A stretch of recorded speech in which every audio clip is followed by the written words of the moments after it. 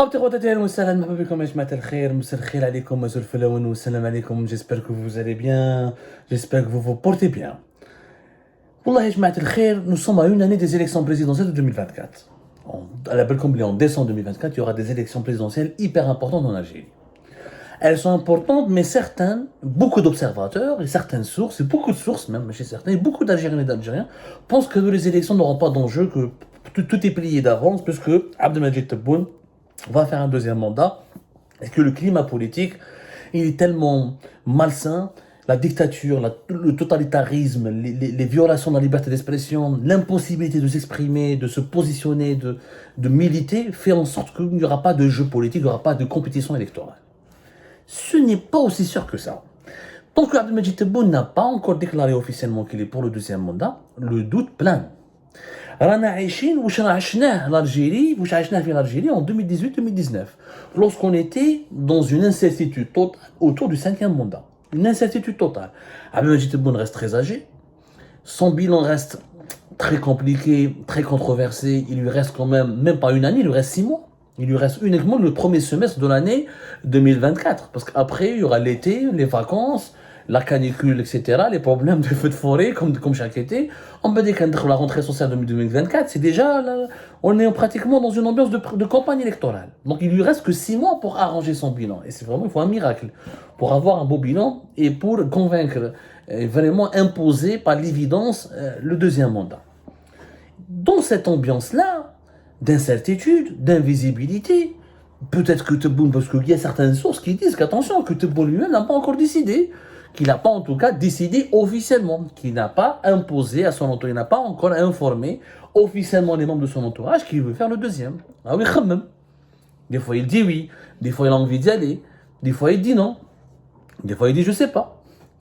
Alors, à cause de ce climat d'incertitude, il y a certaines personnalités, il y a certains dirigeants algériens qui nourrissent des ambitions et qui travaillent dans les coulisses et qui font des manœuvres dans les coulisses pour se présenter comme étant le parfait plan B. Ah bah oui, parce que si Tebboune ne va pas en 2024, s'il ne veut pas faire un deuxième mandat, il faut un plan B. Il faut que le régime, les multiples clans qui composent le régime algérien, il leur faut un plan B. Chaque clan va essayer d'imposer un candidat, d'adouber un candidat. Et ensuite, ils vont essayer de négocier tous ensemble pour se mettre d'accord autour d'un seul candidat qui sera ce qu'on appelle en Algérie le candidat du système. Et ben, à la grande surprise de beaucoup d'observateurs et de beaucoup de connaisseurs de l'Algérie, il y a un homme qui, dans les coulisses, a fait part de son ambition politique. Et bien, il est prêt, ou il aimerait bien tenter l'expérience, ou il a tenté sa chance, et ça se présente, il aimerait bien être président, la présenter, ou il aimerait bien proposer au système son profil. Cet homme-là, c'est un inconnu. La majorité des Algériens et des Algériens ne le connaissent pas, parce qu'il est ministre d'un département qui n'intéresse pas beaucoup les Algériens et les Algériens, malheureusement. C'est le ministère de l'Enseignement supérieur et de la Recherche scientifique, même si nous avons plus de 1 million d'étudiants, effectivement, et des dizaines d'universités, c'est un secteur stratégique, mais malheureusement, maintenant, voilà. Le ministère de la Jeunesse et du Sport est peut-être plus populaire et plus connu que le ministère de l'Enseignement supérieur et de la Recherche scientifique. Ben, l'homme qui dirige ce ministère, depuis le 8 septembre 2022, un certain Kamel Beddari. Kamel Beddari, ya jama'a, en ce moment, il est en train de parler à des membres de son entourage, il essaie de rencontrer des gens influents au sein du système pour dire que voilà, il est prêt, il aimerait bien, il croit que son profil pourrait apporter un plus à l'Algérie et que si Abdelmadjid Tebboune ne se représente pas, pourquoi pas lui? Pourquoi pas moi? C'est ce que dit Kamel Beddari. Pourquoi pas moi comme potentiel candidat aux élections présidentielles de 2024 et pour être celui qui sera adoubé par le système. Et Kamel Beddari, il est en train de vendre ses atouts.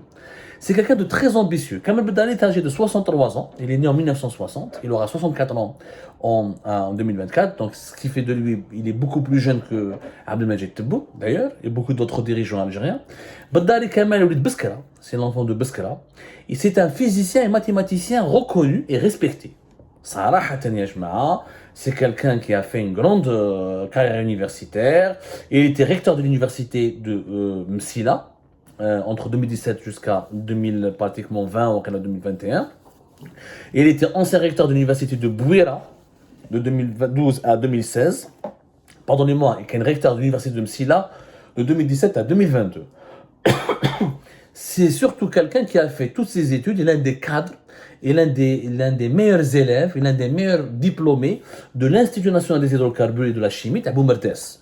Le fameux Institut national qui est devenu l'IAP, l'Institut algérien du pétrole, l'Institut national des hydrocarbures et de la chimie. C'est l'un des centres de formation d'excellence en Algérie, notamment dans le domaine des hydrocarbures. C'est là où on a formé toute une génération très brillante, même plusieurs générations très brillantes en pétrole, en sciences, en hydrocarbures, en chimie, en pétrochimie. Au Sahara, nos ingénieurs spécialisés dans les hydrocarbures ont fait le tour du monde. On les trouve au Texas, les pays du Golfe, en Asie du Sud-Est, en Amérique du Nord, sont vraiment, on a formé Allah Ibarak. C'est l'un, franchement, c'est l'un, c'est vrai que l'université algérienne elle est catastrophique, mais il y a quelques pépinières comme ça, un peu l'école polytechnique d'Alger, surtout l'école supérieure d'informatique d'Alger, ou l'Institut national des hydrocarbures de la chimie Abou Merdes, ou l'Institut algérien du pétrole. C'est des établissements de grande qualité qui ont vraiment formé حاجة كبيرة sincèrement. C'est parmi les diplômés de هذا l'institut. D'ailleurs, il a fait ses études essentiellement. Attention, il y a un institut algérien de pétrole, à Sonatrach. C'est l'Institut national des hydrocarbures de la chimie d'Abou Mertes. Il est parti à Moscou de 1983. Il a appris le russe en 3 mois. Il a fréquenté un grand chercheur russe qui s'appelle. Laissez-moi trouver son nom pour ne pas se tromper. Il a été formé un grand chercheur russe. Là, j'ai oublié comment il s'appelle. Enfin, peu importe. Ah, voilà. Anatoly Frolov. Anatoly Frolov. C'est un grand chercheur russe dans son domaine. Et c'est lui qui a formé Kamel Beddari. Kamel Beddari, donc, ensuite, il va faire une thèse de doctorat en physique et mathématiques sous la direction de Frolov Hada. Il a fait des travaux sur les précurseurs physiques complexes, de la rupture des corps polycristallines en relation avec les prévisions des séismes.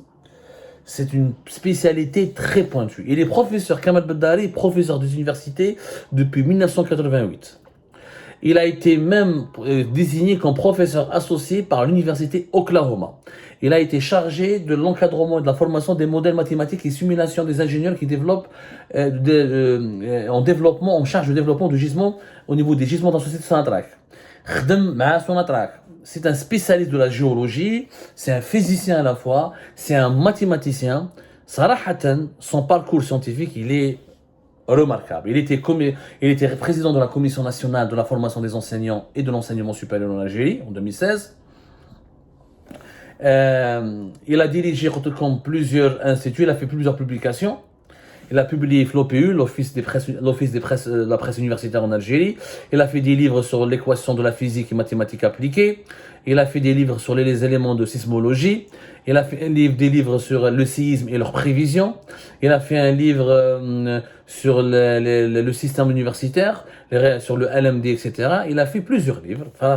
C'est un chercheur respectable, un enseignant respectable, un professeur respectable. Il dirige le ministère de l'enseignement supérieur depuis le 8 septembre 2022. Et c'est quelqu'un dont le profil est réellement intéressant. Et vous l'aurez remarqué, c'est quelqu'un qui parle russe, qui a fait la Russie et qui a beaucoup connu la Russie. Et donc, la Russie, c'est le lieu de formation par excellence de tous les généraux algériens et de tous les hauts gradés d'Algérie, de l'armée algérienne. Et la référence russe dans son CV plaît beaucoup à certains courants de l'institution militaire. Franchement.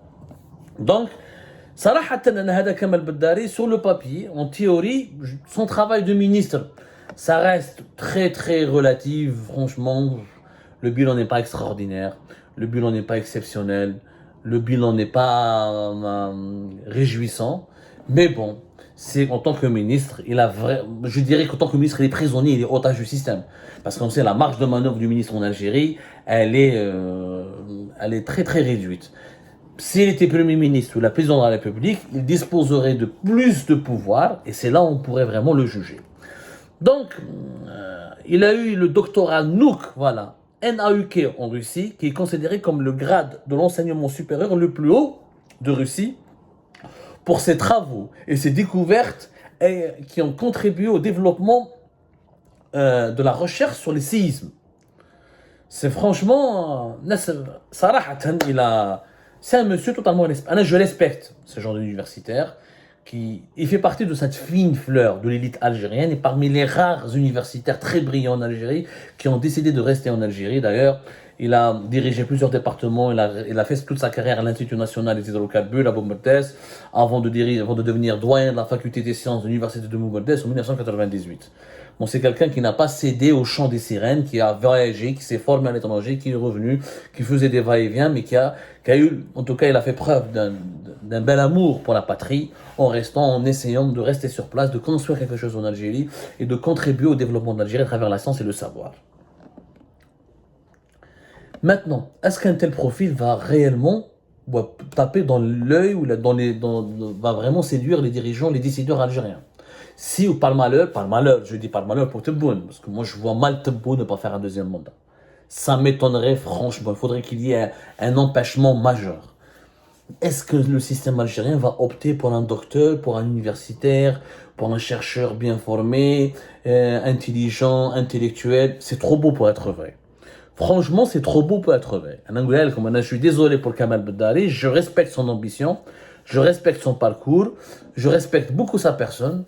Même il a son bilan de ministre de l'enseignement supérieur, pour moi, n'est pas extraordinaire. Mais bon, encore une fois, il est prisonnier du système. Mais ça m'étonnerait que le système algérien mise sur un esprit brillant. Les décideurs algériens, généralement, ils se méfient de l'intelligence, ils criminalisent, ils diabolisent les intellectuels, qu'ils considèrent souvent comme des agents des puissances étrangères. Quelqu'un de très instruit, de très intelligent, ça leur fait peur. Ça leur fait peur. Sauf si vous allez me dire que les miracles, il faut espérer un miracle, les miracles sont possibles. Il est complètement possible que Kamel Beddari soit le plan B et que voilà, Tebboune ne se représente pas. Pourquoi pas, à la tête du pays, un universitaire brillant. Comme certains ont voulu mettre Azdemi Roubi en 2019, qui est un écrivain et un poète. Ça pourrait redorer l'image de l'Algérie, redorer son blason, ça redonnerait de l'espoir à son peuple, ça pourrait calmer les critiques et peut-être qu'un chercheur universitaire de haut niveau pourrait faire du bien au pays. Pourquoi pas? Mais moi, franchement, encore une fois, franchement, pour moi, c'est trop beau pour être vrai. Donc je crois que l'espoir d'une candidature de la part de monsieur Kamel Beddari sera rapidement déçu et ça va s'évanouir, ça va s'évaporer rapidement.